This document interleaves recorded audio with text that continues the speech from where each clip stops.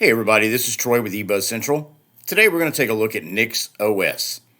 Now this is a different kind of operating system. This is a different kind of Linux distribution. It's not based on your typical Debian or Ubuntu or Arch. NixOS is built from the ground up on the Nix Package Manager. Even the kernel is compiled through the Nix Package Manager. Before we get started, please don't forget, like, subscribe, or follow my channel. Doesn't cost anything, and at the end of the day, if you end up not liking me, you can always unsubscribe. Plus, if you want to follow me on my socials or become a patron to the channel, there's links down below to do that. NixOS, we are at their website. NixOS 21.05 has been released, and they state reproducible builds and deployments. Nix is a tool that takes a unique approach to package management and system configuration. Learn how to make reproducible, declarative, and reliable systems. Reproducible, Nix builds packages in isolation from each other. This ensures that they are reproducible and don't have undeclared dependencies. So if a package works on one machine, it will work on another. Declarative, Nix makes it trivial to share development and build environments for your projects, regardless of what programming language and tools you're using.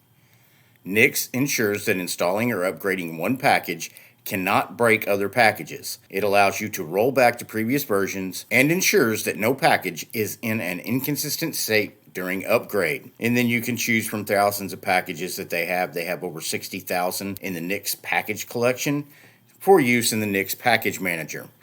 So we have seen that. Let's close out of Firefox and go to the desktop.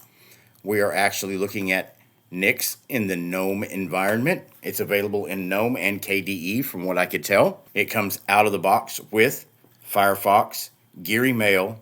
You've got your calendar app. You've got music, photos, files. Let's open up the file manager. And there's your file manager. That's basic Gnome file manager. You got your usual suspects over here. Then you got your main folders here. Of course, you can click down here. Make them bigger, make them smaller, make your adjustments if you want to sort them a different way, sort them by date, you can do that. We go to preferences. You can show hidden files. If you want those to show, you just click on that, your hidden files show. And then preferences, sort folders before files, expandable folders and list view.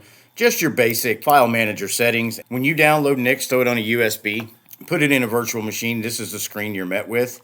You got your base apps here, and then you've got your applications here. So let's go ahead and check our applications. You get contacts, you get weather, you get clocks, maps, videos, calculator, text editor, document scanner, disk usage, connections, help, characters, archive. Let's check out terminal. Let's see if it has htop. It does not have htop. Let's check top. It does have top, and at present we are sitting at 485 megabytes used of the 2 gigabytes I have assigned to this machine, which is really actually good. For a Gnome environment, I've seen him hover around 600 to 800, but 485 is low on resources. I mean, we're talking about XFCE area there. That's pretty good. Let's close out of that.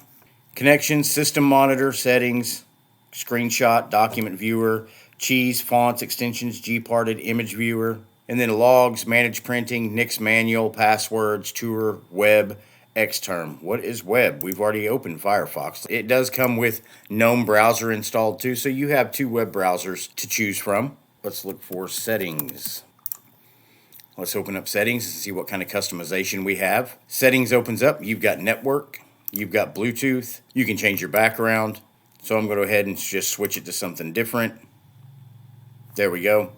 Got our new background. You've got notifications, search, applications, privacy, online accounts, sharing, sound, power, displays, mouse and touchpad, keyboard, printers, removable media, your basic Gnome settings. But what I don't see is a way to go to dark mode, but that would probably be, it does not have tweaks installed out of the box. Okay, after some looking around, it doesn't come with a software manager. You actually have to install it after you install the operating system. And installing for a common distribution, once you have it installed on your machine, you would open terminal, come over here, put this in so you can install the Nix Package Manager. Now, if you have no root access or are just super cautious, you can have Nix as a user-only package manager. So you can come down here and use this instead. And then, once that's done, you can come down to install software and set it where it can be used. you have Nix-env, or you can use the Nix Package Manager that you have installed. If you prefer to install by terminal, you can come over to their website. It explains completely how you can do it. If you're thinking about downloading Nix, putting it on a USB, throwing it in a virtual machine and playing around with it, remember you're going to have to install the Nix Package Manager so you can install software, or you're going to have to install it from terminal. So let's close. And I do believe we have looked at everything. We've changed the background. We've looked up on how to install apps and software. NixOS is a very interesting concept, and it's a very interesting Linux distribution.